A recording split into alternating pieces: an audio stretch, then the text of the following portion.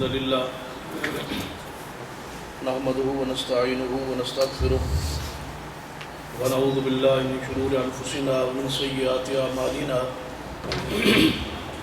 من يهد الله فلا مضل له ومن يضلل فلا هادي له أشهد أن لا إله إلا الله وحده لا شريك له وأشهد أن محمدا عبده ورسوله أما بعد فإن خير الحديث كتاب الله وخير الهدي هدي محمد صلى الله عليه وآله وسلم وشر الأمور محدثاتها وكل محدثة بدعة وكل بدعة ضلالة وكل ضلالة في النار أما بعد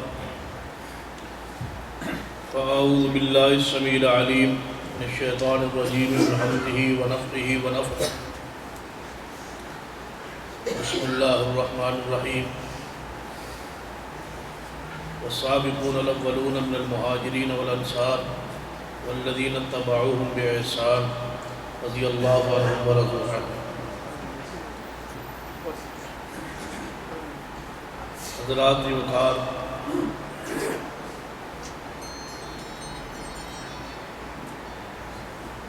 اسلامی عقائد میں ایک عقیدہ ہے جسے محدثین کی اصطلاح میں عقیدہ الولاء والبراء کہا جاتا ہے کہ کسی بھی ہستی شخصیت سے اللہ کے لیے محبت اور اللہ تبارک و تعالیٰ کے لیے ہی نفرت. تو اس عقیدے کے تحت ہر مسلمان پر لازم ضروری ہے کہ وہ نبی اکرم صلی اللہ علیہ وسلم کی جماعت، آپ کے اصحاب سے محبت کریں. صحابہ کرام سے محبت کرنا اس کا تعلق عقیدے کے ساتھ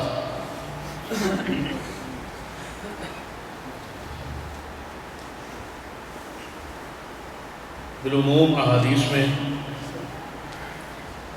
اہل ایمان سے محبت کا حکم ہے،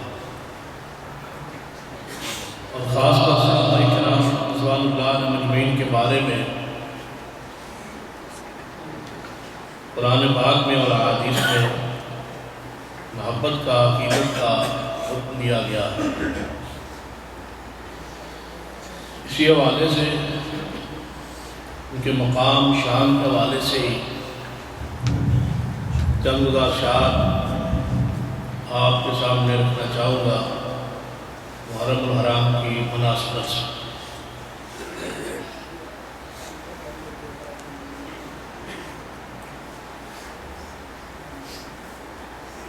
امام ابن تیمیہ رحمہ اللہ نے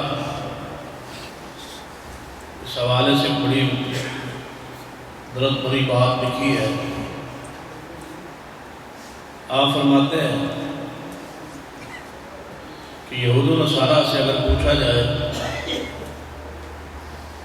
تمہارے مذہب کے بہترین لوگ کون ہیں،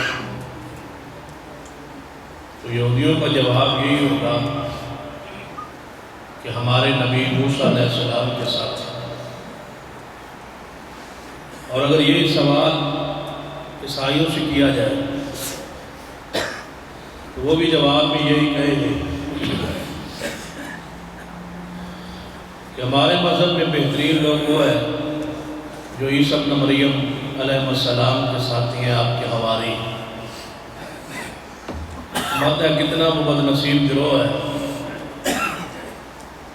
جس سے پوچھا جائے کہ تمہارے مذہب اسلام میں سب سے برے لوگ کون ہیں، نعوذ باللہ، تو وہ جواب میں یہ کہیں گے کہ ہمارے محبوب محمد صلی اللہ علیہ وسلم کے ساتھی. نعوذ کہ ہر مذہب میں اپنے رہبر، اپنے رہنما، اپنے نبی کے ساتھیوں کو بہترین قرار دیا جاتا ہے. یہ کیسا مذہب ہے، یہ کیسی سوچ ہے، یہ کیسی فکر ہے کہ جس مذہب میں ان کے نبی کے ساتھ ہی اچھے نہیں. یاد رکھیں آل سنہ کا اس بات پر اجماع و اتفاق ہے کہ سارے کے سارے صحابہ جنت کے حقدار ہیں، جنت کے وارث ہیں، اور جنت انہی کے لیے بنائی گئی ہے ہمیں تو جنت نصیب ہوگی ان کی محبت کی وجہ سے، ان کی عقیدت کی وجہ سے، ان کی اتباع کی وجہ سے، ان کے پیار کی وجہ سے۔ اصل میں جنت بنائی ان کے لیے گئی ہے۔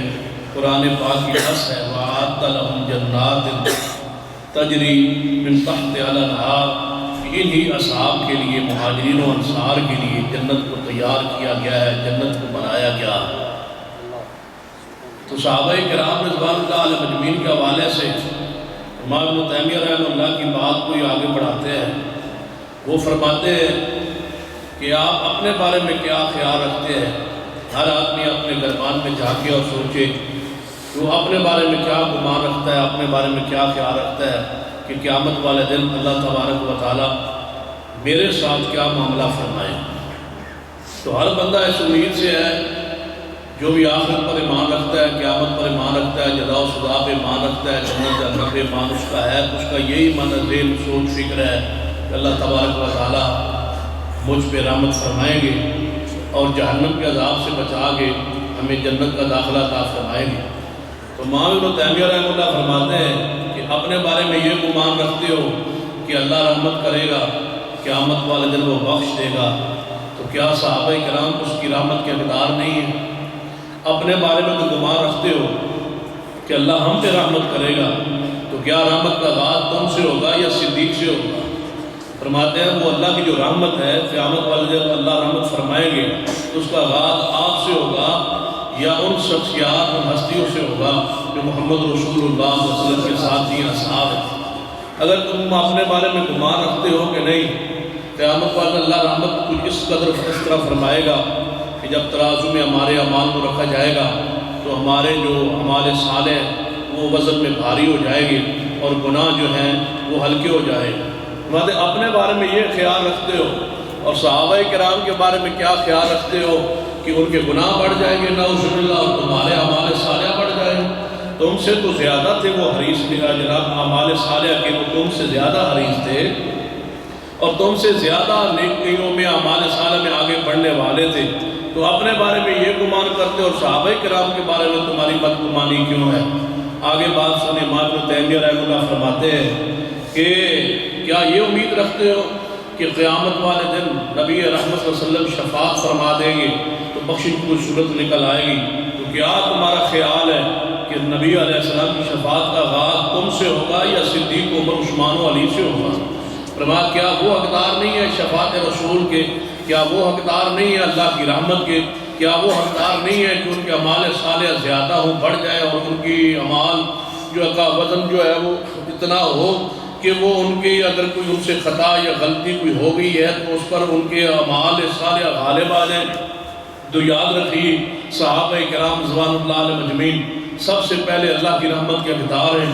صحابہ کرام کے اعمال صالحہ یقیناً اس قدر وزنی ہے کہ وہ جنت کے حقدار ہو چکے ہیں، بن چکے ہیں۔ اور آگے سوچئے امام تیمیہ رحمہ اللہ فرماتے ہیں کہ وہ ہم سے زیادہ نبی علیہ السلام کی شفاعت کے حقدار ہیں، بلکہ ان کی محبت، ان کی عقیدت کی وجہ سے اللہ تبارک و تعالیٰ قیامت تک ان لوگوں سے محبت کرتا رہے گا جو صحابہ کرام سے محبت کرتے ہیں۔ ان کی محبت تو ہمارے ساتھ محبت کی وجہ سبب بن جاتی ہے کہ اللہ ہم سے محبت کرنے لگ جاتا ہے جو صحابہ کرام سے محبت کرتا ہے۔ یاد کی حدیث پاک ہے، سرور کائنات محمد رسول اللہ صلی اللہ علیہ وسلم نے حکماً ارشاد فرمایا ہے، فرمایا اکرموا اصحابی، میرے صحابہ کرام کی عزت کرنا، احترام کرنا، ادب کرنا۔ اور دوسری حدیث مبارکہ کے الفاظ ہیں، فرمایا لا تسبوا اصحابی، میرے صحابہ کرام کو گالیاں نہ دینا، ان کو برا نہ کہنا۔ یہ نبی علیہ السلام کی خاص کر الگ حدیث ہے۔ اگر یہ حدیث نہ بھی ہوتی تو صحابہ کرام اس حدیث میں شامل تھے، لا تسبوا الاموات، کہ جو آج سے پہلے فوت ہو چکے ہیں اہل ایمان، ان کو گالیاں نہ دو، ان کو برا نہ کہو۔ اگر یہ حدیث الگ نہ بھی ہوتی تو صحابہ کرام اس حدیث میں شامل تھے، داخل تھے، لا تسبوا الاموات۔ لیکن نبی علیہ السلام نے خاص کر صحابہ کرام کے بارے میں ارشاد فرمایا لا تسبوا اصحابی، میرے صحابہ کرام کو گالیاں نہ دینا، برا نہ کہنا۔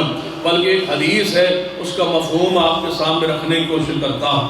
نبی علیہ السلام نے 3 مرتبہ ارشاد فرمایا اللہ اللہ فی اصحابی، اللہ اللہ فی اصحابی، اللہ اللہ فی اصحابی۔ اس حدیث کا ایک مفسر نے بڑا پیارا معنی کیا ہے، اس پہ ذرا غور فرمائیں۔ آپ فرماتے ہیں کہ مجھے ایسے محسوس ہوتا ہے کہ نبی علیہ السلام کی ساری امت ایک کھلے میدان میں کھڑی ہے اور سامنے محمد مصطفیٰ صلی اللہ علیہ وسلم خطاب فرما رہے ہیں۔ اس حدیث کا مفہوم کچھ اس طرح مجھے لگتا ہے کہ ساری امت نبی علیہ السلام اول سے لے کر آخر تک ساری ایک میدان میں، ذرا تصورات کی دنیا میں جائیں، ذرا سوچیں، خیال کریں، اس بات پہ غور کریں کہ ساری امت ایک میدان میں کھڑی ہے اور سامنے محمد مصطفیٰ صلی اللہ علیہ وسلم ہے، اور آپ ساری امت سے مخاطب ہیں اور فرماتے ہیں اللہ اللہ فی اصحابی۔ اس کا معنی کچھ اس طرح بنتا ہے کہ اے میری امت کے لوگوں، میں اللہ کا واسطہ ڈالتا ہوں میرے جانے کے بعد میرے صحابہ کو برا نہ کہنا۔ اللہ اللہ فی اصحابی، اللہ سے ڈرنا، میرے اصحاب کو برا نہ کہنا۔ یہ نبی علیہ السلام ساری امت کے سامنے اللہ کا واسطہ ڈال رہے، اللہ کا نام لے رہے، اللہ اللہ فی اصحابی، اللہ کے لیے میرے اصحاب سے ان کے بارے میں ڈرنا، اللہ سے ڈرنا اور ان کو برا نہ کہنا، ان پر تنقید نہ کرنا۔ تو صحابہ کرام رضوان اللہ علیہ مجمعین دین کی اساس و بنیاد ہیں۔ اصل میں یہود و نصارہ کا اور اسلام کے دشمنوں کا یہ سوچ، یہ فکر رہی ہے کہ کسی انداز سے اسلام کو ختم کیا جائے، اور اس کے ایک ذریعہ انہوں نے یہ اس کو اپنانے کی کوشش کی کہ اسلام کے جو بنیادی گواہ ہیں، جو اسلام کی بنیادی راوی ہیں، جو اسلام کی اساس و بنیاد ہے، ان کی حیثیت کو، ان کی شان کو، مقام کو، صداقت کو، عدالت کو مجروح کر دیا جائے۔ جب وہ مجروح ہو جائیں گے تو اسلام کا سارا مقدمہ ہی ختم ہو جائے گا۔ جس مقدمے کے گواہی بیٹھ جائیں یا مجروح ہو جائیں یا ختم ہو جائیں، ان پر تنقید ہو جائے، جرح ثابت ہو جائے، تو پھر اس مقدمے کی کیا حیثیت رہ جاتی ہے؟ اسلام اگر سچا ہے تو محمد مصطفیٰ کے صحابہ بھی سچے ہیں۔ اگر اسلام سچا ہے، نماز حق ہے، روزہ حق ہے، حج حق ہے، زکوٰۃ حق ہے، تو اس کے سارے اعمال کے ارکان کے گواہ محمد مصطفیٰ صلی اللہ علیہ وسلم کے صحابہ کرام ہیں۔ ان کے بغیر اسلام ہم تک نہیں پہنچ سکتا۔ اگر اس طرح آپ کو سمجھ نہیں آئی تو آسان نہیں سے بات سمجھانے کے لیے عرض کرتا ہوں۔ ایک مشہور حدیث ہے جو صحیح البخاری میں ہے، سرور کائنات محمد رسول اللہ صلی اللہ علیہ وسلم فرماتے ہیں صلو کما رأیتمونی اصلی، نماز اس طرح پڑھو جس طرح مجھے پڑھتے ہوئے دیکھتے ہو۔ اب آپ بتائیں آپ میں سے کس نے نبی علیہ السلام کو نماز پڑھتے ہوئے دیکھا ہے؟ نبی علیہ السلام کو نماز پڑھتے دیکھا ہے تو صحابہ کرام نے دیکھا ہے۔ اگر صحابہ کا دیکھنا حق نہیں ہے، ان کا بیان کرنا حق نہیں ہے، اگر وہی حق پر نہیں ہے تو نماز آپ تک کیسے پہنچ سکتی ہے؟ یا اس طرح سمجھے، علامہ ابن قیم رحمہ اللہ نے اس سے بڑی پیاری بات لکھی ہے، فرماتے ہیں کہ اس طرح سمجھے کہ ایک راستہ ہے، اس پر پل ہے، اور ایک یہ کھالا ہے یا ایک نہر ہے، اس پر پل ہے، تو دوسری طرف محمد مصطفیٰ صلی اللہ علیہ وسلم تشریف فرمائے اور ادھر ساری امت کھڑی ہے۔ ساری امت کو پیغمبر سے ملانے والے محمد کے صحابہ کرام، یہ درمیان میں پل کی حیثیت ہے۔ اگر یہ ٹوٹ جائے، یہ ختم ہو جائے تو پوری امت مصطفیٰ سے نہیں مل سکتی۔ یہ نماز کے گواہ ہیں، روزے کے گواہ ہیں، حج و زکوٰۃ کے گواہ ہیں، آپ کے سارے اعمال کے گواہ ہیں، ارکان اسلام کے گواہ ہیں، کلمہ اسلام کے گواہ ہیں، نبی علیہ السلام کی نبوت کے گواہ ہیں۔ اگر گواہی صحیح نہیں ہے تو پھر اسلام کیسے سچا ہو سکتا ہے؟ اس لیے ضروری ہے صحابہ کرام پر ایمان کامل ہو، یقین ہو کہ صحابہ کرام میں سے کوئی صحابی بھی ایسا نہیں ہے جس پر جرح جائز ہو یا جس پر تنقید کان جائز ہو۔ بلکہ محدثین کرام نے تو یہاں تک لکھا ہے کہ ایک تابعی اور وہ شکا اور وہ یہ کہہ دے ان رجل من اصحاب النبی صلی اللہ علیہ وسلم، یہ الفاظ وہ بیان کر دے کہ میں نے ایک نبی علیہ السلام کے صحابی سے یہ بات سنی۔ اگر تبع تابعی جو ہے، جس نے نبی علیہ السلام کے صحابہ کرام کو نہیں دیکھا لیکن تابعی کو دیکھا ہے، اسے تبع تابعی کہا جاتا ہے، یہ اس سے ملاقات ہوئی ہے جو محدثین تعریف بیان کی ہے۔ اگر تبع تابعی یہ بات کہہ دے کہ میں نے یہ بات صحابی رسول سے سنی ہے، وہ یا وہ روایت منقطع ہوتی ہے، وہ روایت صحیح نہیں ہے۔ اور اگر تبع تابعی یہ کہہ دے میں نے ایک تابعی سے بات سنی ہے یا میں نے کسی ایسے شخص سے بات سنی ہے جس نے نبی علیہ السلام کے صحابی کو دیکھا ہے، تو وہ روایت صحیح نہیں ہو سکتی۔ کیوں؟ جب تک وہ تبع تابعی کا نام بیان نہ کرے، اس کے حالات معلوم نہ ہوں، تو اس وقت تک وہ روایت صحیح نہیں ہو سکتی۔ لیکن یہ صحابیت کا یہ مقام ہے، اگر تابعی یہ کہہ دے کہ میں نے نبی علیہ السلام کے کسی ایک صحابی سے بات سنی، نام نہ بھی لے، صحابی کا لفظ آ جانا ہی کافی ہے، کیونکہ محمد کا ہر صحابی سچا ہے، کوئی شک شبہ ہی نہیں ہے۔ جب تابعی نے یہ کہہ دیا میں نبی علیہ السلام کے صحابی سے بات سنی ہے، بلکہ ایک اور بات سن لیں، اگر صحابی رسول ہو اور وہ صحابی رسول کسی روایت میں کوئی مستقبل کی خبر بیان کر دے تو وہ روایت صحیح ہوتی ہے اور وہ حدیث مرفوع اسے کہا جاتا ہے، وہ حکماً مرفوع حدیث ہوتی ہے۔ کیوں؟ اس وجہ سے کہ صحابی رسول نے مستقبل کی جو خبر دی ہے، آنے والے حالات کی خبر دی ہے، وہ عالم الغیب تو ہے نہیں، اور انہوں نے نبی علیہ السلام کا نام تو نہیں لیا، لیکن مستقبل کی خبر دی ہے، ان پر وحی تو نہیں آئی، تو یقیناً یہ بات انہوں نے مصطفیٰ سے سن کے ہی بتائی ہوگی، کیونکہ صحابی کا جھوٹ بولنا ممکن نہیں ہے، وہ سچے ہیں۔ جب انہوں نے کہہ دیا کہ ایسا ہو جائے گا، مثلا میں آپ کے سامنے ایک روایت رکھتا ہوں، نبی رحمت صلی اللہ علیہ وسلم کے صحابی سیدنا عمر فاروق رضی اللہ تعالیٰ فرماتے ہیں کہ دو وجہ سے یہ امت گمراہ ہو جائے گی، دو وجہ سے نبی علیہ السلام کی یہ امت جو ہے اس میں گمراہی آ جائے گی، ایک قرآن کی وجہ سے اور ایک جو ہے وہ دودھ کی وجہ سے۔ یا بھی یہ حدیث مرفوع ہے، حکماً مرفوع ہے، اگرچہ یہ سیدنا عمر رضی اللہ عنہ کا قول ہے، اثر ہے، آپ کا فرمان ہے، لیکن حکماً یہ حدیث مرفوع کے جناب عمرے میں ہے۔ کیوں؟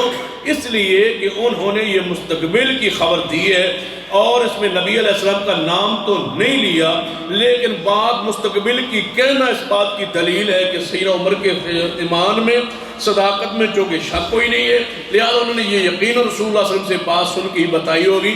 لیکن اس حدیث کا معنی بھی واضح کرنا ضروری ہے، کسی کو کوئی اشکال پیدا نہ ہو جائے کہ قرآن کی وجہ سے امت گمراہ کیسے ہوگی۔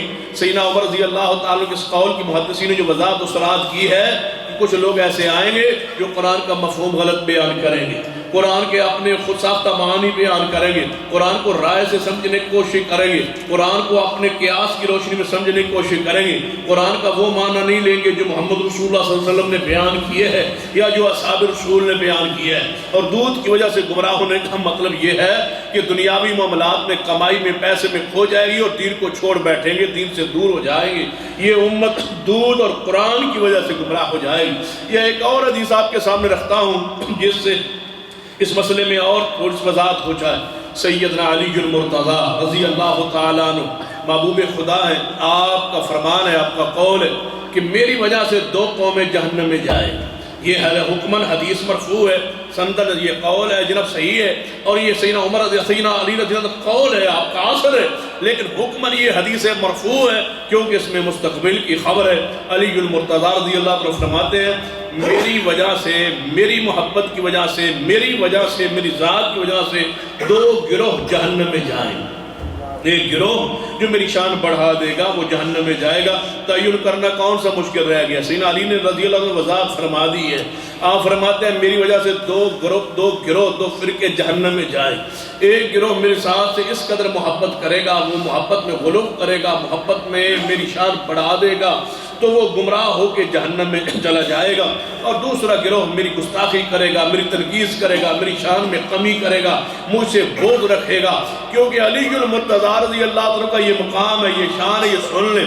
نبی علیہ السلام سیدنا علی رضی اللہ فرماتے ہیں، خود اس حدیث کے راوی ہے کہ نبی علیہ السلام نے مجھ سے یہ وعدہ کیا تھا، مجھے یہ خبر دی تھی، یہ مجھے خوشخبری سنائی تھی، اے علی منافق تجھ سے محبت نہیں کرے گا اور مومن تجھ سے بغض نہیں رکھے گا۔ جو مومن ہوگا وہ علی سے محبت ضرور کرے گا، اور وہ حدیث بھی آپ کے ذہن میں رہنی چاہیے جو مشہور ہے اور حکماً یہ متواتر حدیث ہے۔ نبی علیہ السلام فرماتے ہیں کہ من کنت مولا ہو فعلی مولا۔ اس سے یہ مغالطے، یہ شبہات بھی دور ہو جائیں کہ جو لوگ یہ کہتے ہیں کہ شاید اہل سنہ اہل حدیث جو ہے وہ سیدنا علی المرتضیٰ سے محبت عقیدت پہ نہیں رکھتے۔ یہ حدیث سن لیں، جو سیدہ اور ہمارا عقیدہ سماعت فرما لیں، جو علی المرتضیٰ سے محبت نہیں کرتا اللہ کی قسم وہ مومن نہیں ہے۔ صدیق و عمر عثمان علی سے محبت کرنا یہ ایمان ہے، اور ایمان کی اساس ہے اور بنیاد ہے، اس کے بغیر کسی کا ایمان کامل مکمل نہیں ہو سکتا۔ لیکن انداز وہی ہے جو قرآن اور حدیث میں ہے، مقام وہی ہے جو قرآن بیان کرے، جو حدیث بیان کرے۔ جو قرآن و حدیث میں مقام نہیں ہے وہ اپنی طرف سے خود ساختہ، تمہیں کیا خبر ہے علی کا مقام کیا ہے؟ علی کا مقام یا قرآن میں تعین کرے گا یا حدیث تعین کرے گی؟ تو ہم نے علی المرتضیٰ کو دیکھا نہیں ہے، ان کو پہچانا نہیں ہے، ان کی شان مقام کو آپ کا علم کیا ہے جب تک آپ کے پاس کوئی خبر نہ آئے، اور خبر قرآن میں آئے گی، وحی میں آئے گی، حدیث میں ہوگی۔ تو علی المرتضیٰ رضی اللہ عنہ کا مقام وہ نہیں ہے جو لوگ بیان کرے، جو قصے کہانی ان کے نام سے منسوخ کر دی گئی ہے۔ علی المرتضیٰ کا وہی مقام ہے جو قرآن اور حدیث میں اس کا متعین ہے۔ سنیے علی المرتضیٰ رضی اللہ عنہ کے بارے میں صریح حدیث پاک ہے اور متواتر حدیث ہے۔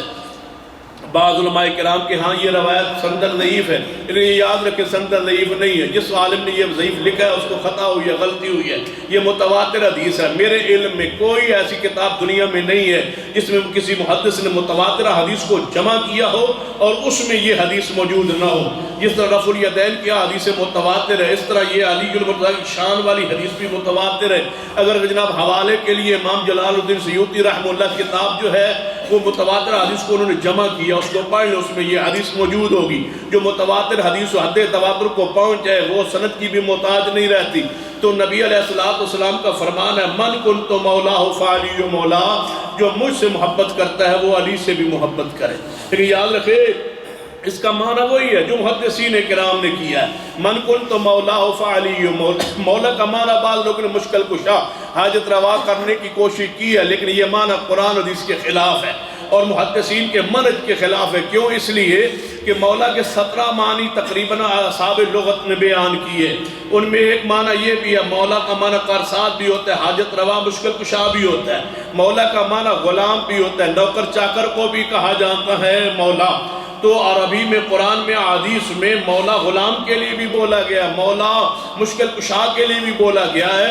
تو جب کسی شخصیت کا تعین کریں گے جو معنی اس کے بارے میں جو لفظ آئے گا اس کا معنی وہی کریں گے نا جو اس کی شان کے لائق ہوگا۔ جب اللہ کے لیے ہم یہ لفظ استعمال کریں گے انت مولانا، تو ہے ہمارا کارساز، تو ہے ہمارا مشکل کشا، تو ہے ہمارا حاجت روا، یہ اللہ کے لیے لفظ مولا قرآن میں آیا ہے۔ نعم المولا و نعم النصیر، یہ اللہ کے لیے۔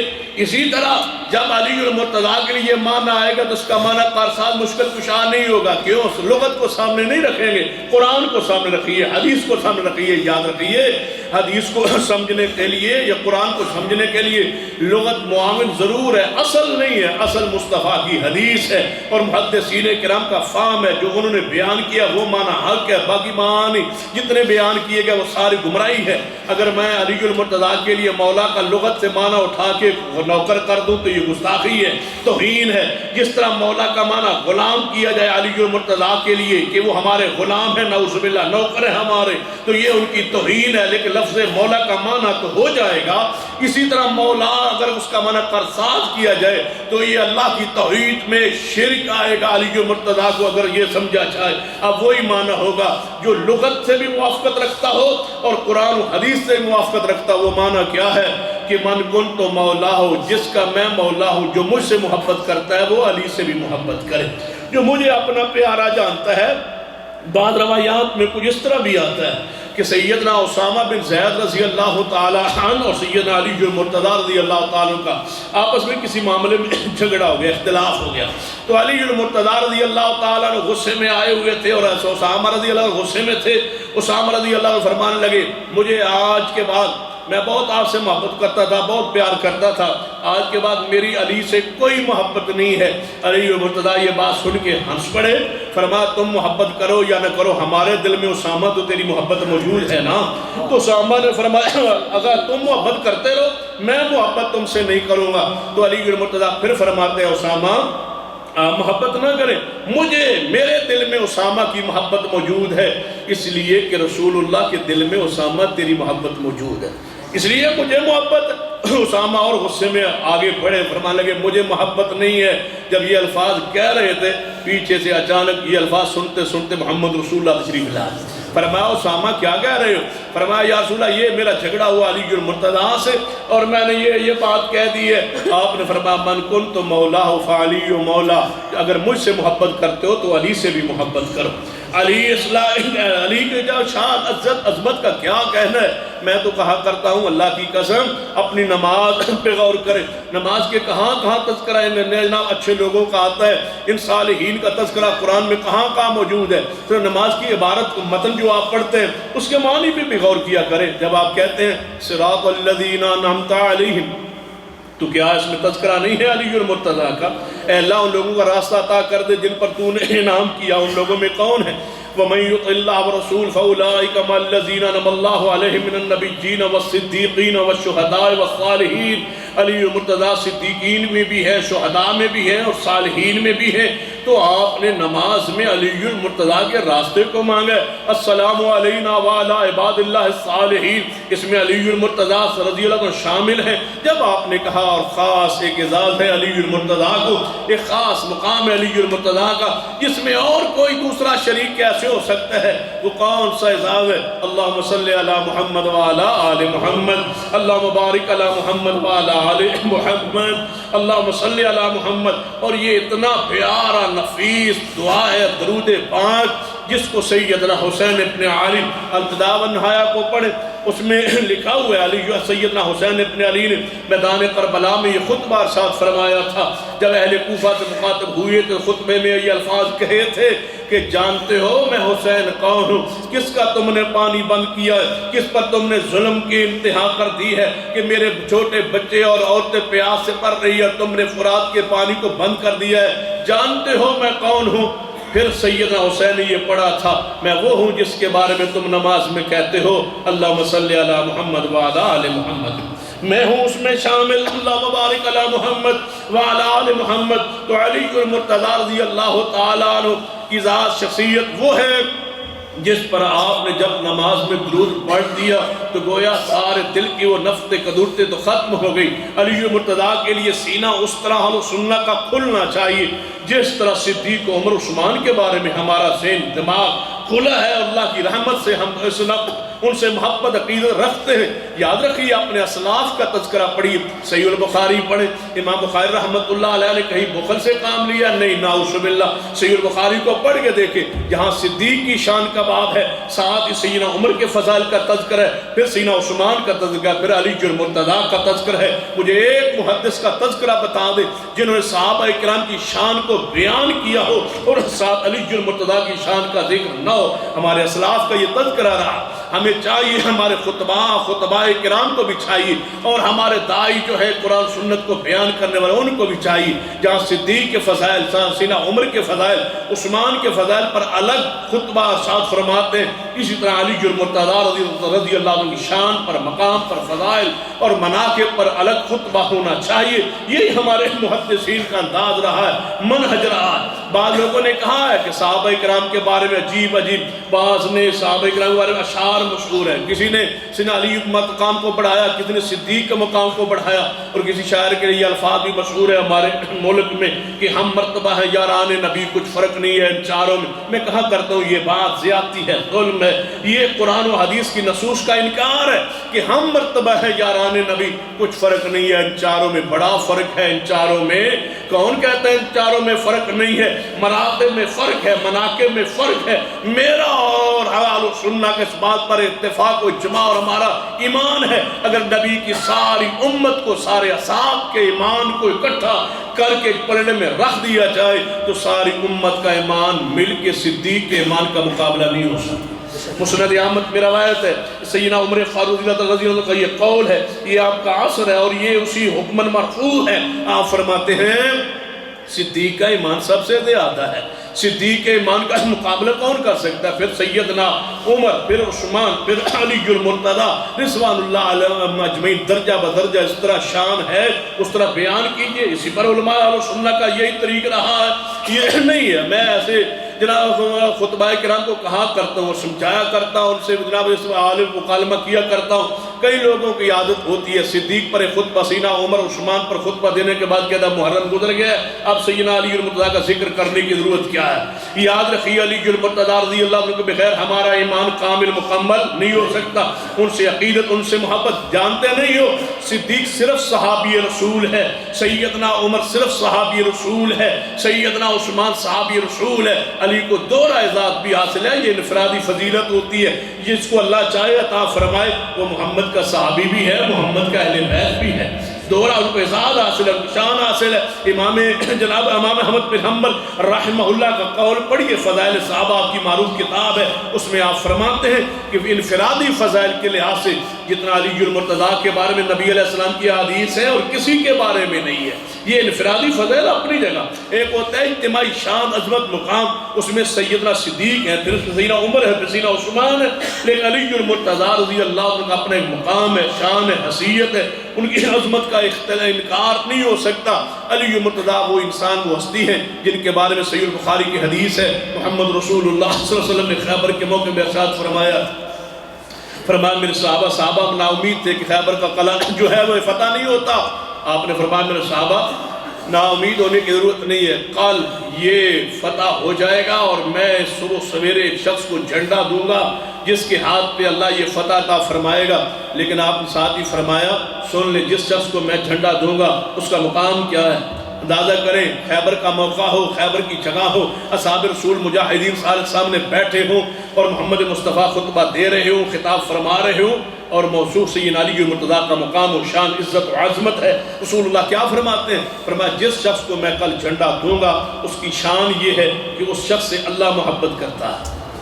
یہ آسمان کی خبر نہیں ہے، یہ وحی کی خبر نہیں ہے، سارے اعمال کا دار و مدار، سارے اعمال کی بنیاد کیا ہے، سارے اعمال کا ثمر نتیجہ ہم کیا چاہتے ہیں؟ یہ نماز، روزے، حج، زکوٰۃ جو کچھ کرتے ہیں کہ اللہ ہم سے محبت کرے۔ علی اتنا عظیم انسان ہے جس کی محبت کی خبر خود محمد رسول اللہ نے دی ہے کہ وہ سیدنا علی وہ ہے جس سے اللہ محبت کرتا ہے۔ پھر آپ نے فرمایا میں محمد صلی اللہ علیہ وسلم بھی اس سے محبت کرتا ہوں۔ اگلی بات جو اس سے بھی پیاری ہے، آپ نے دل کی گواہی تھی، علی مرتضیٰ کے دل کی اندر کی گواہی دی، اور اندر کی گواہی سوائے نبی کے وحی کے بغیر کوئی دے سکتا نہیں۔ تو نبی علیہ السلام پر وحی آئی، فرمایا جس کو میں جھنڈا دوں گا اس کا مقام یہ ہے کہ اس سے اللہ محبت کرتا ہے، اللہ کا رسول محبت کرتا ہے، اور وہ بندہ اس کے دل میں اللہ کی محبت ہے اور محمد کی محبت ہے۔ تو گویا علی مرتضیٰ اللہ کا محبوب ہے، رسول اللہ کا محبوب ہے، اور اس کے دل میں اللہ اس کے رسول کی محبت ہے۔ سارے صحابہ رات کو تڑپتے رہے سویرے یہ بندہ کون ہو سکتا ہے؟ اللہ کا امر دے گئے، صبح آپ نماز پڑھی، نماز کے بعد صحابہ کرام خیموں میں گئے، پھر جب صفحہ جناب بندی کے وقت آیا صحابہ کرام اکٹھے ہوئے کہ جھنڈا ملنا ہے، کس کو ملنا ہے، وہ کون ہے؟ بہت سارے صحابہ کرام کے بارے میں آتا ہے جب سامنے اجتماع لگا ہوا تھا، کوئی کھڑا ہوتا، کوئی اونچے اپنے جناب گردن کرتا، شاید رسول اللہ صلی اللہ علیہ وسلم دیکھ کے فرمائے کہ آ جاؤ تم ہی وہ شخص ہو۔ سارے صحابہ کی خواہش تھی یہ خبر، یہ مقام، یہ اعزاز، یہ شرف ہمیں نصیب ہو۔ آپ نے فرمایا پوری مجلس پہ آپ نظر دوڑائی، علی مرتضیٰ اللہ کا امر دیکھے موجود ہی نہیں ہے، جس کو جھنڈا یہ ملنا ہے وہ موجود نہیں ہے اجتماع میں۔ فرمایا علی مرتضیٰ رضی اللہ عنہ وہ کہاں ہیں؟ فرمایا یا رسول اللہ وہ تو اپنے خیمہ میں۔ فرمایا کیوں؟ فرمایا محبوب ان کے آنکھوں میں درد ہے، تکلیف ہے، آپ آج تکلیف کی وجہ سے وہ جہاد کے مارکے میں شریک نہیں ہو سکتے، اس لیے وہ چھٹی پر ہے، آج وہ نہیں آئیں گے، باہر نہیں نکلیں گے۔ آپ فرمایا علی مرتضیٰ کو بلایا گیا، فرمایا یہ جا رہا ہے، دیکھیں اس کے ہاتھ سے خیبر کو فتح ہونا ہے، علی مرتضیٰ کے ہاتھ سے۔ پہلے اللہ نے آنکھوں کو تکلیف دے دی تاکہ دنیا کو پتہ چل جائے یہ مشکل کشا نہیں ہے، وہ رحمت میری ہے، وہ انعام میرا ہے، وہ حکم میرا ہے، وہ عزت میرا ہے کہ وہ اللہ اس کے ہاتھ سے فتح عطا کرے گا۔ ان کی اپنی حیثیت، مقام، عظمت یہ ہے کہ ان کی آنکھوں میں درد ہے، جانتے ہوئے آنکھوں پر درد کیوں تھا؟ تاکہ واضح ہو جائے کہ یہ مشکل کشا نہیں، حاجت روا نہیں، علی مرتضیٰ کی آنکھوں میں درد ہے۔ فرمایا بلایا تو آپ نے اپنا لعاب لیا، علی مرتضیٰ کی آنکھوں میں ڈھالا تو اللہ نے شفا بخشی۔ ایک اور حدیث بھی ہے، علی مرتضیٰ فرماتے ایک دن میں بیمار ہوا، نبی علیہ السلام سے عرض کیا رسول اللہ میں بیمار ہوں، آپ نے میری شفا کے لیے دعا کی، اللہ کی قسم ہے اس دن کے بعد میری ساری زندگی مجھے کوئی بیماری کبھی آئی ہی نہیں۔ رسول اللہ علیہ وسلم کی دعا کے بعد مجھے اللہ نے ایسی شفا بخشی کہ مجھے اس کے بعد کوئی بیماری نہیں آئی۔ علی مرتضیٰ رضی اللہ عنہ کی آنکھوں کو اللہ نے شفا بخشی، پھر اللہ نے ان کے ہاتھوں سے خیبر کو فتح کیا، اور وہ اللہ کے محبوب ہیں۔ اس سے بڑا اعزاز کیا ہو سکتا ہے جس کو دنیا میں یہ خبر نصیب ہو جائے؟ لیکن لوگوں نے افراط و تفرید کا اظہار کیا ہے، افراط و تفرید کی وجہ سے وہ گمراہ ہو گئے، یا شان کام کرنے میں یا شان بڑھانے میں، دونوں گروہوں میں وہ لوگ موجود ہے دنیا میں۔ اللہ کی رحمت اہل سنہ پر اور حدیث پر، اہل حق پر، اہل توحید پر، کہ ہم اللہ کی رحمت سے شان بڑھانے والے بھی نہیں ہیں اور شان کم کرنے والے بھی نہیں ہیں۔ وہ شان جو قرآن میں ہے، وہ شان جو حدیث میں ہے وہ بیان کرتے ہیں، حقائق کا لوگ انکار کرتے ہیں، حدیث کا معنی غلط بیان کرتے ہیں۔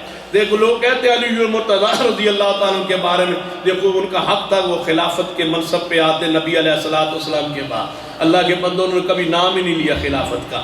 یہ دیکھیں کہ وہ امیدوار نہیں اور یہ ووٹ مانگ رہے ہیں ان کے لیے کہ وہ ان کو خلافت ان کو ملنی چاہیے, ان کو کبھی علی المرتضیٰ نے فرمایا ہو کہ خلافت مجھے ملنی چاہیے یا یہ میرا حق تھا یا میرا رائٹ تھا, یا جب آپ نے خلافت کے منصب کو سنبھالا اس کے بعد کو خطبہ دیا ہو کہ آج حق واپس آ گیا, لوٹ گیا, اصل مقام پہ پہنچ گیا ہے؟ نہیں, کوئی ایسی بات نہیں ہے. یہ جھوٹی باتیں پھیلا دی گئی ہے. نہیں, نبی علیہ السلام نے آخری وقت فرمایا تھا کاغذ قلم لے آؤ, اور آپ لکھوانا چاہتے تھے. بھائی لکھوانا کیا چاہتے تھے؟ لکھوانا چاہتے تھے کہ میرے بعد خلیفہ علی ہوگا. ان پر وہی آئی ہے بیوقوفوں پر, ان کو خبر ہو گئی ہے کیا لکھوانا چاہتے. حدیث میں تو نہیں ہے, حدیث میں صراحت موجود ہے. لوگوں کی یہ منہج اور جناب مسلک بن چکا ہے کہ جب کوئی بات اپنے مرضی کی ہو تو وہ بخاری کہے, یہ بخاری میں ہے, یہ مسلم ہے, یہ فلاں کتاب میں ہے. جب اسی بخاری میں اپنے مرضی کے خلاف روایت ہے, مانتے ہی نہیں ہے. بخاری میں یہ روایت موجود ہے کہ کاغذ قلم لے آؤ, میں کچھ لکھوانا چاہتا ہوں. تو صحابہ کرام نہیں لائے تھے, اگر لے آتے تو لکھوانا تھا آپ نے علی کی خلافت کو. یہ کہاں لکھا؟ آپ نے ایک مرتبہ نہیں فرمایا کہ ارے میں کاغذ قلم لے آؤ. 2 مرتبہ یہ واقعہ آتا ہے, دونوں حدیث بخاری میں ہیں. ایک کو مانتے ہیں, دوسری کا انکار کرتے ہیں. ایک کو مشہور کر دیا گیا, دوسری کو چھپا دیا گیا. اور ہماری کمی کوتاہی یہ ہے کہ ہمارا مطالعہ نہیں ہوتا. جب مطالعہ نہیں ہوتا تو ہم ان کے پراپیگنڈے میں آتے. وہ کہتے ہیں یہ جی بخاری میں کاغذ قلم رسول اللہ منگواتے رہے اور صحابہ کرام نہیں لائے تھے, پتہ نہیں پھر کیوں نہیں لائے ہوں گے, علی کی خلافت لکھوا دیتے. نہیں, صحیح البخاری میں 2 حدیث ہیں. ایک کو مشہور اس لیے کر دیا گیا ہے کہ وہ رافضیوں کے مطلب کی تھی, اور دوسری حدیث اس لیے بیان نہیں کی اور ہماری کمی کوتاہی کمزوری کہ ہم نے اس حدیث کو عام ہی نہیں کیا. وہ حدیث صحیح البخاری میں نبی علیہ السلام نے 2 مرتبہ فرمایا. یہ ایک مرتبہ اس موقع پہ اور ایک مرتبہ اس سے 1-2 دن پہلے جب بیماری میں تھے سیدہ عائشہ سے فرمایا تھا کہ اپنے بھائی عبد الرحمن کو بلواؤ اور ساتھ کاغذ قلم بھی منگواؤ. میں چاہتا ہوں کہ میں تیرے باپ صدیق کے بارے میں لکھوا دوں. صدیق کے بارے میں لکھوانا چاہتے تھے, یہ نص ہے بخاری میں. فرمایا صدیق کو بلاؤ, اس کے بارے میں لکھوانا چاہتا. اپنے بھائی عبد الرحمن کو کاغذ قلم لائے, میں لکھوانا چاہتا ہوں. کوئی ان کا جناب چاہنے والا چاہت نہ کرے, کوئی امیدوار نہ بن بیٹھے میرے جانے کے بعد. میں لکھوانا چاہتا ہوں کہ میرے بعد کون ہوگا, وہ صدیق. رسول اللہ صلی اللہ علیہ وسلم نے واضح فرما دیا کہ میرے بعد صدیق ہوگا, میں یہ لکھوانا چاہتا ہوں. سیدہ عائشہ رضی اللہ تعالیٰ عنہا نے خود فرمایا یا رسول اللہ نہ لکھوائیں. اگر لکھوا لیتے اللہ کی قسم دیکھ لیں اللہ کا جو ہوتا ہے, جو فیصلہ ہوتا ہے حق ہوتا ہے, سچ, اس میں کیا شک شبہ ہے. سیدہ عائشہ اگر لکھوا لیتی تو لوگوں نے کم معاف کرنا تھا. اندر بیٹھ کے آپ لکھ لی گئی ہوگی وصیت, خود لکھ لیا ہوگا, خود لکھوا لیا ہوگا. رسول اللہ بیمار تھے, مور لگوا لی ہوگی. نہیں, فرمایا یا رسول اللہ صدیقہ کائنات کا انداز دے کہ باپ کا نام خلافت میں آ رہا ہے. صدیقہ نے کہا یا رسول اللہ رہنے دے, نہ لکھوائیں. یہ کوئی بات لکھوانے کی, اس کو چھوڑ دیں, ان لوگوں پر چھوڑ دیں, نہ لکھوائیں. آپ فرمایا اچھا پھر رہنے دو. مجھے امید ہے کہ اگر میں لکھوا کے نہیں جاؤں گا اللہ صدیق کے علاوہ کوئی اور آئے گا تو رب انکار کر دے گا, رب آنے ہی صدیق کو دے گا. آئے گا تو صدیق آئے گا, آئیں گے مومنین بھی اسی کو مانیں گے اور رسول اللہ بھی یہی مانے گا, اور مومنین بھی زمین پر یہی تسلیم کریں گے کہ میرے بعد صدیق. علی المرتضیٰ رضی اللہ تعالیٰ کے بارے میں یہ روایت مشہور کر دی گئی. صحیح البخاری میں ہے, حدیث میں ہے, رسول اللہ صلی اللہ علیہ وسلم نے فرمایا فاطمہ جو ہے وہ میرے دل کا ٹکڑا ہے. جس نے فاطمہ کو دکھایا اس نے مجھے دکھایا. یہ حدیث مشہور ہے اور صحیح البخاری میں. اور اللہ کی قسم یہ عجیب انداز ہے. اس حدیث کی راویہ پتہ کون ہے؟ سیدہ عائشہ صدیقہ رضی اللہ تعالیٰ عنہ. اگر ان کے دل میں میل کچیل ہوتی تو سیدہ عائشہ کے علاوہ تو اس حدیث کو سننے والے ہی کوئی نہیں تھا. جب رسول اللہ نے یہ حدیث بیان فرمائی تھی نا کہ فاطمہ جنت کی عورتوں کی سردار ہوگی, اس حدیث کو سننے والے سوائے سیدہ فاطمہ کے اور سیدہ عائشہ کے اور تھا ہی کوئی نہیں. فاطمہ تزرا 6 ماہ بعد فوت ہو گئی. پوری امت کو اس حدیث کو پہنچایا تو صدیقہ کائنات نے پہنچایا. اگر صدیقہ کے دل میں اہل بیت کے بارے میں میل کچیل ہوتی اس حدیث کو چھپا جاتی, نہیں چھپائی. اس حدیث کو بیان کرنے اس بات کی دلیل ہے کہ سارے صحابہ سچے ہیں اور سارے صحابہ مانتدار. جو کہ رسول اللہ سے سنا ہے وہ امت کو پہنچایا. اب حدیث پاک سن لیں. نبی علیہ السلام فرمایا فاطمہ میرے دل کا ٹکڑا ہے. جب یہ حدیث آئی تو لوگوں نے کہا دیکھو نا سیدنا صدیق نے دکھایا تھا, ان کو پریشان کیا تھا, ان کو تکلیف دی تھی, وہ باغ فتح مانگنے آئی تھی, باغ فتح مانگنے آئی تھی. سیدہ بارے میں حدیث ہے صحیح بخاری میں آئی تھی. فرمایا کہ ابو بکر رضی اللہ عنہ کی عدالت میں آئی. پھر کیا ہوا, کہنے انہوں نے دھکے دے کے باہر نکال دیا, باغ فتح نہیں دیا. جائیے ایک بات ہے فقہ جعفری کی آپ کے سامنے رکھ دیتا ہوں. فقہ جعفری میں یہ بات طے شدہ ہے کہ جداد دو قسم کی ہوتی ہے. آپ پڑھے لکھے لوگ موجود ہیں. ایک جداد منقولہ ہوتی ہے, ایک جداد غیر منقولہ ہوتی ہے. جو غیر منقولہ جداد ہوتی ہے اس میں فقہ جعفری کی روشنی میں اس میں بیٹی کا حصہ ہوتا ہی نہیں ہے, اور باغ فتح غیر منقولہ جداد ہے. صدیق اگر فیصلہ قرآن حدیث کے مطابق نہیں مانتے ہو تو فقہ جعفری کے مطابق بھی ہے, اس کے بھی خلاف نہیں ہے. صدیق کا فیصلہ حق و سچ ہے. فاطمہ تذرا آئیں, فرمایا یہ باغ جو صدق ہے یہ ہمارا حق نہیں ہے وراثت. آپ نے فرمایا میرے سامنے ایک حدیث ہے کہ نبی علیہ السلام فرمایا جو اللہ کا نبی ہوتا ہے وہ جو چھوڑ جائے وہ صدقہ ہوتا ہے, ان کی وراثت درم و دینار نہیں ہوتے. فاطمہ تذرا نے یہ بات سنی اور خاموش ہو کے واپس چلی گئی. اس کے بعد کبھی اس بارے میں کلام نہیں کی. اب اس کلام نہ کرنے کے جملے کو اتنا اٹھایا, انہوں نے صدیق سے اس کے بارے میں دوبارہ صدیق سے ناراض ہو کے صدیق سے کلام نہیں کی. جھوٹ بولتے ہیں. اس حدیث کا یہ معنی ہے کہ باغ فدق کے بارے میں دوبارہ انہوں نے کبھی کلام نہیں کی, کبھی بات ہی نہیں کی. وہ مطمئن ہو گئی فیصلے پر, انہوں نے معنی کو الٹا کیا. صدیق سے کلام نہیں کی. صدیق سے کلام کیوں کرنی تھی؟ وہ صدیق کی غیر معلوم ہے, وہ اپنے گھر میں موجود ہے. صدیق کے پاس آنے کا مطلب تو ایک کیس تھا, ایک معاملہ تھا, وہ پیش کر دیا. انہوں نے حدیث پڑھ دی, فاطمہ تذرا خاموش سن لی, اور اس کے بعد کبھی صدیقہ کہنا سیدہ فاطمہ نے صدیق سے اس معاملے میں باغ فدق کے معاملے میں کبھی کلام نہیں کی. اس کا معنی الٹ بیان کیا گیا, اور دوسری حدیث کا بھی معنی الٹ کیا گیا. فاطمہ میرے دل کا ٹکڑا ہے, دیکھو یہ صدیق نے دکھایا ہے دل. فاطمہ تذرا کو حصہ نہیں دیا, باغ فدق سے حصہ نہیں دیا. صدیق نے فیصلہ تو حدیث کی روشنی میں کیا ہے, وہ حق ہے, سچ ہے, اس میں کوئی شک نہیں ہے. میں سوال کیا کرتا ہوں کہ سیدہ فاطمہ تذرا نے اپنا حق مانگنا تھا تب دیتے. کہتے ہیں مانگنے آئی تھی. میں نے کہا کس سے؟ کہتے ہیں صدیق سے. میں کہا کرتا ہوں صدیق سے مانگا کیوں تھا؟ خلیفہ بلا فضل تو علی تھے, کیوں مانگا تھا؟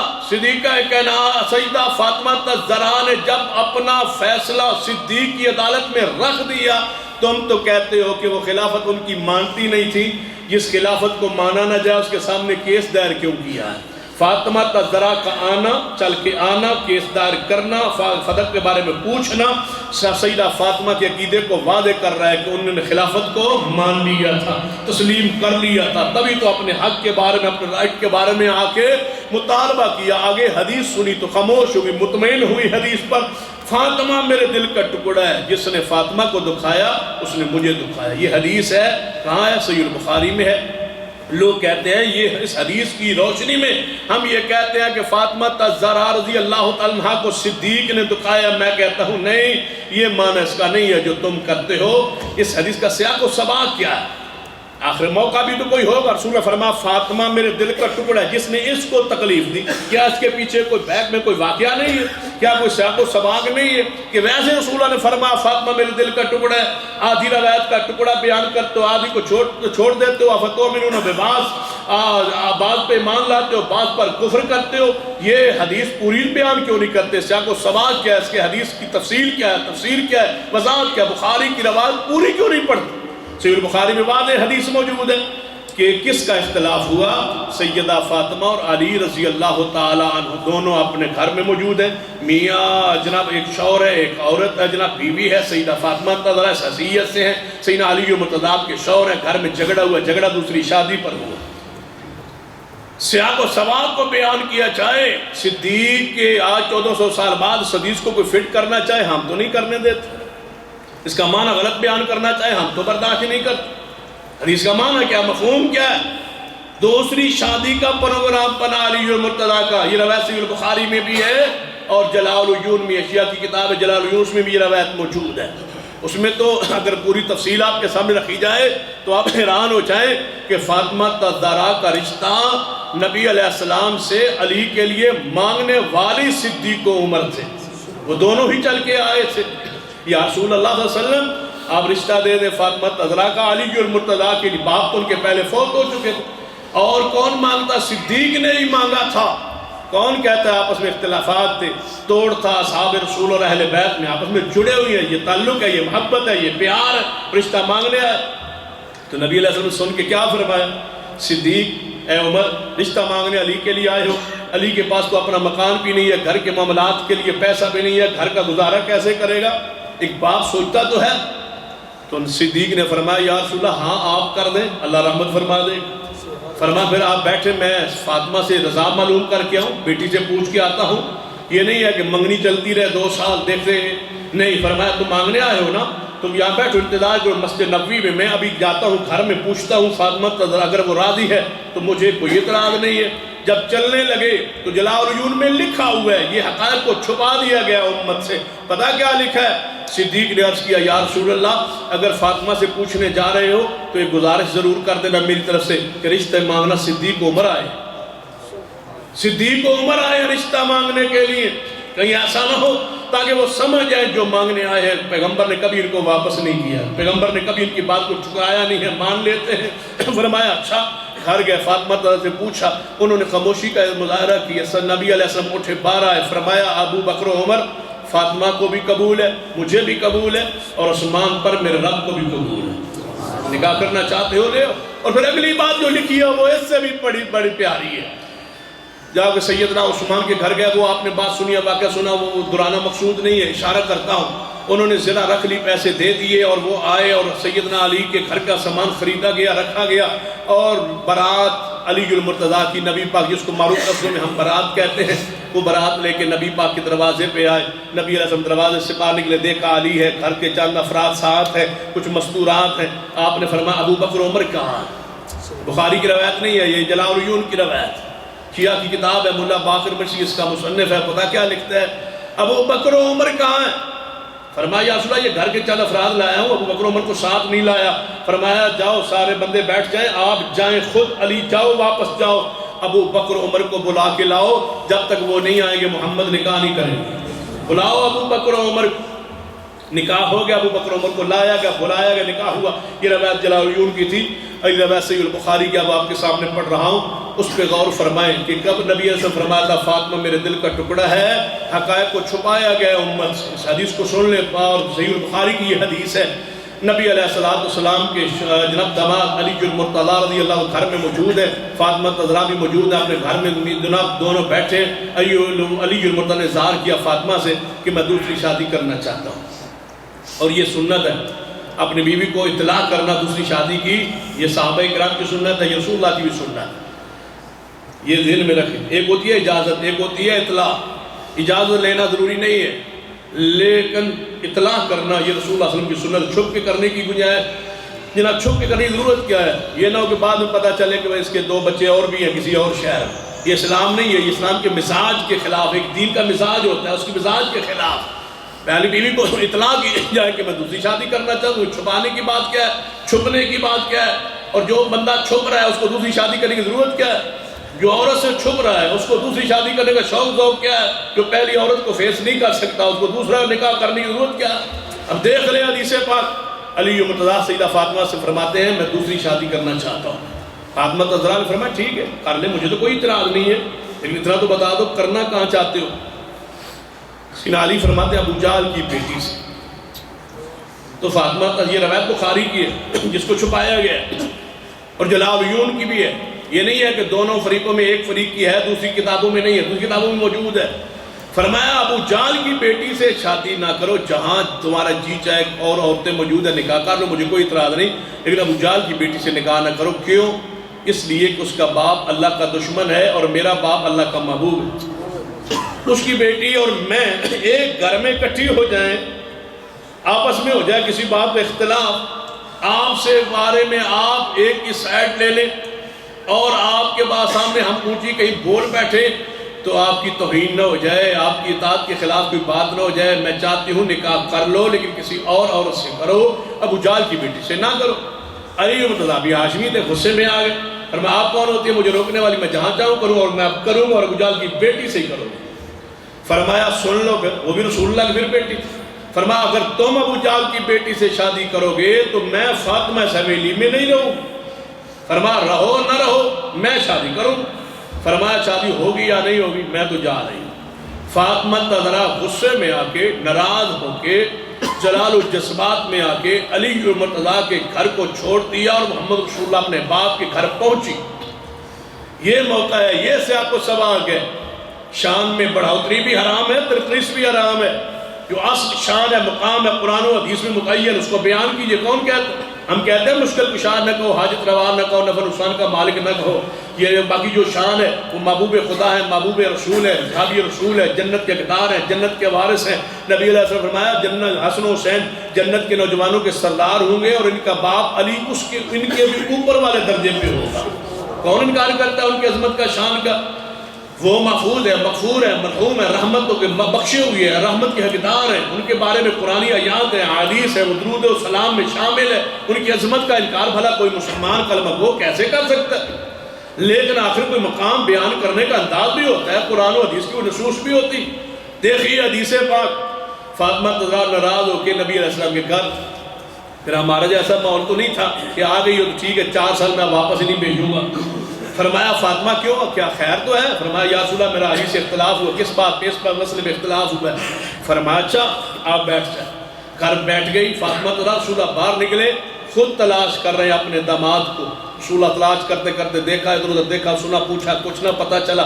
آئے تو مسجد نبی کی دیوار کے ساتھ اوپر گرد و غبار پڑا ہوا لیٹے ہوئے۔ فرمایا قوم یا آبا تراب، یہ اسی وقت فرمایا اے مٹی والے اٹھو۔ علی مرتضیٰ اٹھے، فرمایا جاؤ، یہ روایت بخاری میں، یہ جو الفاظ آگے میں پڑھ رہا ہوں یہ بخاری میں نہیں ہے، یہ جلال العیون میں ہے۔ میں اس لیے بیان کرتا ہوں کہ جب اہل شیعہ کی کتب میں یہ روایت موجود ہے تو پھر ظلم کیوں ہے، انکار کیوں ہے اصحاب رسول کی عظمت کا، اس بنیاد پر، اس حدیث کی بنیاد پر عظمت کا انکار کیوں ہوتا ہے، ان پر طعن و تشنیع کیوں ہوتا ہے؟ فرمایا جاؤ علی اٹھو اور ابو بکر اور عمر کو بلا کے لے آؤ۔ یا رسول اللہ جھگڑا میرا اور فاطمہ کا، ابو بکر عمر کو کیوں بلاؤں؟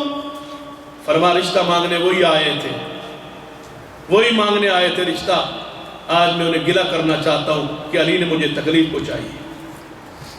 یہ موقع تھا وہ حدیث کا، یہ تھا وہ سیاق و سوال جس کو چھپایا گیا اور صدیق کے نام پہ فٹ کر دیا گیا، عمر فاروق کے نام پہ فٹ کر دیا گیا کہ عمر فاروق گیا، انہوں نے ان کے دروازے پر جناب پاؤں مارے اور ٹھوکر لگائی اور دروازے کو گرا دیا، آگ لگا دی اور جناب ٹانگیں ماری فاطمہ تزرا کو نعوذ باللہ، اور ان کے پیٹ میں بچہ تھا جس کا نام جناب رکھا ہوا تھا پہلے محسن، وہ جناب فوت ہو گیا، وہ عمل گر گیا۔ یہ ساری جھوٹی کہانی ہے، قصہ کہانی ہے، کوئی ایسی حقیقت نہیں ہے۔ محسن نامی کوئی شخص علی کا بیٹا نہیں ہے، یہ جھوٹ بولا گیا ہے صدیق عمر کو بدنام کرنے کے لیے۔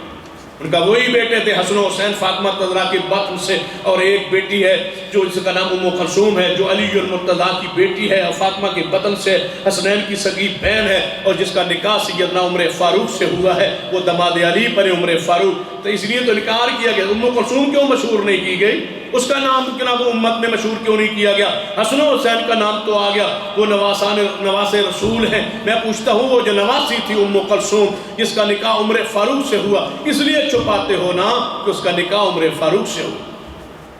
جب ہم نے کہا کہ نکاح ہوا وہ دماد علی ہے سیدنا عمر فاروق، کہنے لگے نہیں وہ نہیں ہے دماد، انکار کیا۔ جب فریقین کی کتب سے دلائل موجود ہیں، بخاری میں بھی ہے کہ یہ نکاح ہوا ہے۔ مال غنیمت تقسیم کر رہے تھے، ایک چادر رہ گئی تھی، فرمایا عورتیں لے گئی ایک چادر رہ گئی، میں کیا کروں؟ صحابہ اکرام مشورہ دو۔ فرمایا تمہارے گھر نبی کی نواسی ام کلثوم ہے، یہ چادر اس کو دے دو۔ کتاب الغنائم میں یہ حدیث بخاری میں موجود ہے۔ یہ اس نکاح کا تذکرہ فریقین کی کتب میں موجود ہے۔ جب ہم نے کہا کہ یہ کتابوں تمہاری ہیں ان میں لکھا ہوا ہے یہ نکاح ہوا، کہتے ہیں یہ چھین لیا تھا نکاح، بیٹی چھین لی تھی علی سے۔ کس نے؟ عمر فاروق نے، زبردستی چھین لی تھی۔ یہ وہ شرمگاہ ہے نعوذ باللہ جو ہم سے چھین لی گئی۔ میں کہتا ہوں نبی کی نواسی کو چھین لے آسمان نہ پھٹ جائے؟ کیا کہتے ہو؟ کہتے ہیں چھین لی گئی۔ میں نے کہا کس سے؟ کہنے لگا علی مشکل کشا سے۔ تو وہ تمہارے مشکل کشا ہیں جس سے اپنی بیٹی چھین لی گئی، مشکل کشا کہتی، شرم نہیں آتی؟ پھر مشکل کشا کیوں کہتے ہو؟ ہم کہتے ہیں نہیں چھینی گئی، نکاح ہوا ہے، شریعت کے مطابق ہوا ہے، شریعت کے تابع ہوا ہے۔ عمر فاروق نے رشتہ مانگا تھا، علی مرتضیٰ نے فرمایا تھا میری بیٹی چھوٹی ہے، عمر میں تھوڑی ہے، تمہاری عمر زیادہ ہے، اس لیے فرمایا ہے علی سوچو تو صحیح میں نے رشتہ مانگا کیوں ہے؟ میرے گھر تو اور بیویاں موجود ہیں، میں چاہتا ہوں محمد کے خون سے میرا رشتہ جڑ جائے، قیامت والے سارے نسب ٹوٹ جائیں گے، میرے محمد کا نسب رشتہ داری قائم رہے گی۔ میں تو اس لیے چاہتا ہوں یہ میرا نکاح ہو جائے، رسول اللہ صلی اللہ علیہ وسلم سے نسبت قائم ہو جائے، ایک عقیدت محبت کے احترام میں یہ کرنا چاہتا ہوں۔ جب ہم نے دلائل دیے پھر ایک اور کتاب چھپی اہل رفض کی طرف سے جس کا نام ہے مرآۃ العقول۔ اس کتاب میں یہ لکھا گیا کہ وہ نکاح تو ہوا تھا لیکن وہ اصلی ام کلثوم نہیں تھی، وہ کون؟ وہ کہتے ہیں وہ جنیہ تھی ایک. تو جب وہ نکاح لینے آ گئے، برات لے کے آ گئے، تو انہوں نے کہا، اندر گئے ام کلثوم سے کہ میں نہیں چاہتا کہ عمر کو نکاح میں آپ کا دوں، لیکن میں اب کیا کروں؟ انہوں نے کہا تمہاری ساری کائنات تابع ہے، تم کسی اور کو دے دو. انہیں ایک جنیہ کو بلایا، میری عزت کا مسئلہ، غیرت کا مسئلہ ہے، اگر نہ دوں تو ویسے وہ مجھے پریشان کریں گے، اگر دوں تو میں نہیں دینا چاہتا نبی کی نوازی کو، تو ذرا مہربانی کر، تو ام کلثوم کی شکل میں آ جا. وہ ام کلثوم کی شکل میں جنیہ آ گئی، اس کو دلہن بنا دیا گیا، اس کو بھیج دیا گیا. ام کلثوم کو چھپا لیا گیا جب تک عمر زندہ رہے، جنیہ ان کے گھر میں رہی، اور اس ام کلثوم کو چھپا لیا گیا. جب وہ فوت ہوئے، شہید ہوئے، تب اس ام کلثوم کو باہر نکالا گیا. ایک جھوٹ بولنے کے لیے 100 جھوٹ اور گڑنا پڑا، جنوں سے رابطہ کرنا پڑا، جنیہ کو انسان بنانا پڑا، اس کو لانا پڑا، پھر اس کو دلہن بنانا پڑا. پھر ہم نے کہا یہ نکاح ٹھیک ہے یا نہیں. ہمارے ایک علاقے میں سرگودا ڈویژن میں ایک بندہ تھا، وہ کہتا تھا میں نے 90,000 جنوں کے نکاح پڑھا ہے، 90,000 جنوں کے میں نکاح پڑھاتا ہوں میں. تو ایک دفعہ بیٹھ گیا، کہاں یاد ہے، ڈاکٹر عبدالرشید اظہر، اللہ ان کی قبر پہ رحمت نازل فرمائے، وہ بھی بیٹھے تھے، ہم اس مجلس میں بیٹھے تھے. اس بندے کے پاس وہ کہنے لگا میں نے 90,000 جنوں کا نکاح پڑھایا. ہم نے اس سے پوچھا، شیخ نے بڑے پیارے انداز میں بات کو آگے بڑھایا. وہ پوچھنے لگے حضرت میں ایک مسئلہ آپ سے پوچھنا چاہتا ہوں. کیا؟ انہوں نے کہا وہ جو دولہا تھا وہ جن ہوتا تھا جن کے آپ نے نکاح پڑھا؟ انہوں نے کہا ہاں. کہا جو دلہن ہے وہ جنی ہے؟ کہنے لگے ہاں. تو انہوں نے کہا ان کو نکاح قانون میں کوئی نہیں ہے. 90,000 جو جنوں کے نکاح آپ نے پڑھایا ان میں مولوی کو نہیں ہے نکاح پڑھانے کے، نکاح آپ سے پڑھوایا جاتا ہے. پھر یہ پوچھے با نکاح خان دوسری جنس کا ہو اور نکاح دوسری جنس کا ہو، کیا یہ جائز بھی ہے یا نہیں؟ کوئی اس بارے مسئلہ پوچھا ہے؟ کہتا ہے پھر آپ بابی ہوں گے. اس کا یہی جواب ہے، کیا بابی ہوں گے؟ 100 جھوٹ پھر گھڑنے پڑے. یہ ہے وہ موقع جب رسول اللہ نے یہ جملہ ارشاد فرمایا تھا. آخری بات کو سن لیں. نبی رحمت صلی اللہ علیہ وسلم نے فرمایا ابو بکر عمر کو بلایا گیا. تو نبی علیہ السلام سارے صحابہ منادی کروا، سب کو بلایا گیا. مسجد نبی بھر گئی صحابہ سے. آپ ممبر پہ چڑھے، آپ نے فرمایا میرے صحابہ، اللہ کی حمد و ثنا بیان کرنے کے بعد فرمایا میرے صحابہ سن لو، داماد ہو تو ابوالعاص جیسا ہو. یہ میرا بڑا داماد بیٹھا ہے، ابوالعاص زینب کا شوہر. یہ وہ میرا داماد ہے جس سے جو میں نے بات کی اس نے میری ہر بات پوری کی، جو مجھ سے وعدہ کیا وہ پورا کیا. آج مجھے تکلیف ملی ہے، مجھے تکلیف پہنچی ہے. کیوں؟ فاطمہ محمد کے دل کا ٹکڑا ہے. جس نے فاطمہ کو تکلیف دی اس نے مجھے تکلیف دی. اے علی، ابو جہل اللہ کا دشمن ہے، یہ روایت بخاری ہے کہ ابو جہل اللہ کا دشمن ہے، میں اللہ کا محبوب ہوں. میری بیٹی اور ابو جہل کی بیٹی ایک نکاح میں اکٹھی نہیں ہو سکتی. اگر چاہتے ہو ابو جہل کی بیٹی سے نکاح کرنا، محمد صلی اللہ علیہ وسلم کو کوئی اعتراض نہیں ہے، لیکن اس کے لیے شرط ہے کہ اٹھو میری بیٹی فاطمہ کو طلاق کہہ دو. فاطمہ محمد کے دل کا ٹکڑا، جس نے اس کو تکلیف دی اس نے مجھے تکلیف دی. علی کھڑے ہو گئے، فرمایا یا رسول اللہ جو ہوا سو ہوا، معاف کر دیجئے. میں دوسرے شادی یا ابو جہل کی بیٹی سے شادی کرنے کا ارادہ جو تھا وہ ترک کرتا ہوں، چھوڑتا ہوں. نبی علیہ السلام ممبر سے نیچے اتر آئے، علی کو سینے سے لگا لیا، ڈانٹا. باپ کی حیثیت سے، نبی کی حیثیت سے وہ اپنا حق تھا، اس میں ہم نہیں کہہ سکتے. ہم علی کو اپنا محبوب جانتے ہیں، رسول اللہ کو یہ حق حاصل ہے، یہ مقام حاصل ہے. وہ سسر کے لحاظ سے باپ کی مانند ہے، اور نبی علیہ السلام اللہ کے رسول کی حیثیت سے ان کے مطاع ہیں، ان کے مقتدا ہیں، پیشوا ہیں. جناب یہ ڈانٹنا اپنی جگہ، ممبر سے نیچے اتر کے علی کو سینے سے لگانا یہ بھی تو ایک انداز محبت ہے. سینے سے لگا لیا، لگا کے سینے سے نہاد کو پکڑا، گھر میں لے آئے.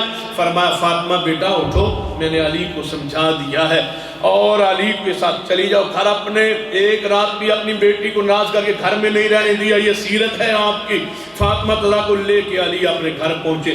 جب پہنچے بتایا آپ کو تجربہ شاید ہوگا آپ کو کہ ناراضگی کے بعد سلو ہو تو پھر حالت گھر میں کیا ہوتی ہے. فاطمہ تزرا نے پوچھا علی سناؤ شادی ہو گئی؟ دوسری شادی کر لی ہے؟ ہو گئی تمہاری شادی؟ تو علی نے جواب میں کیا فرمایا؟ محبت ہو تو ایسی فرما فاطمہ جب تک تم زندہ رہو گی علی دوسری شادی نہیں کرے گا. اب دوسری شادی کا معاملہ ہی ختم ہے، تیری زندگی میں ایسا نہیں ہو سکتا. اور فاطمہ کے حوصلے کو، محبت کو، پیار کو دیکھی. جب موت کا وقت قریب آیا باپ کے غم کو برداشت نہ کر سکی. وہ ایک روگ لگا تھا، باپ کی وفات کے بعد کسی عورت نے فاطمہ کو مسکراتے نہیں دیکھا، اتنا غم تھا. دلائل نبوہ امام بیہقی صحیح سند سے یہ روایت لائے. عورتیں فرماتی ہم نے اس کو مسکراتے نہیں دیکھا، ہر وقت چہرہ مسکراتا رہتا تھا۔ جب رسول اللہ دنیا سے چلے گئے تو اس کے بعد مسکرانے چھوڑ دیا فاطمہ الزہرا۔ اتنا غم لگا کہ اس غم کو برداشت رکھ، اندر سے وہ غم کی ایک کیفیت تھی، تو وفات پا گئی سیدہ فاطمہ الزہرا رضی اللہ تعالیٰ۔ وفات سے چند لمحات پہلے آپ نے ارشاد فرمایا تھا علی سے، آپ نے قریب بٹھا کے بلایا اور فرمایا علی میں دنیا سے اگر چلی جاؤں تو دوسری شادی آپ نے کر لینا، لیکن میرے حسن حسین کا خیال رکھنا، اور میں نے یہ فیصلہ کیا ہے کہ میری بھانجی ہے زینب کی جناب بیٹی ہے، اس سے نکاح کر لینا تاکہ وہ میرے حسن حسین کا اچھی طرح خیال رکھے، اور وہ اس کے جناب خالہ کے بیٹے ہوں گے اس کا خیال بھی رکھے گی، لہذا ان سے شادی کر لینا۔ یاد رکھیے علی دورہ دماد ہے نبی علیہ السلام کا، عثمان اس لحاظ سے دورہ دماد ہے کہ ان کے گھر میں نبی پاک کی جگہ بعد دیگر 2 بیٹی ہیں، علی اس لحاظ سے دورہ دماد ہے، علی کے گھر میں ایک رسول اللہ کی بیٹی ہے اور ان کی وفات کے بعد دوسری نبی پاک کی نواسی ہے۔ یہ دورہ شرف حاصل ہے سیدنا علی المرتضیٰ رضی اللہ عنہ۔ یہ سارے شرح آپس میں جڑے ہوئے ہیں۔ صدیق نبی علیہ السلام کہ جناب ان کی بیٹی نبی علیہ السلام کے گھر میں ہے، اور علی المرتضیٰ کے بھائی جعفر طیار شہید ہو گئے، ان کی بیوہ کا نکاح صدیق سے ہوا، وہ ان سے رشتہ داری ہے۔ عمر فاروق کی رشتہ داری آپ نے سن لی ہے، عثمان کی رشتہ داری آپ کے علم میں ہے، علی المرتضیٰ کی رشتہ داری ہے، چاروں جڑے ہوئے ہیں محمد مصطفیٰ صلی اللہ علیہ وسلم سے۔ اللہ سے دعا اللہ ہمیں صحابہ کرام سچی محبت عقید نصیب فرما دے، اور قیامت بعد ان کے قدموں سے اٹھنے کی سعادت عطا فرما دے۔ آپ کے چونکہ پروگرام کا وقت تھوڑا ہوتا ہے، اتنے وقت کے بعد تو میرا پروگرام شروع ہوتا تھا، اتنی دیر آپ نے ٹائم دیا، اور جو بھی تاخیر ہوئی اللہ اس پہ میں معذرت چاہتا ہوں، اور اللہ تعالیٰ سے دعا کرتا ہوں اللہ تعالیٰ آپ کو ایک ایک قدم پر رحمتے اور اللہ اس کا اجر و ثواب عطا فرمائے۔ اقول قولی ھذا واستغفر اللہ لی ولکم ولسائر المسلمین وآخر دعوایا الحمد للہ رب العالمین۔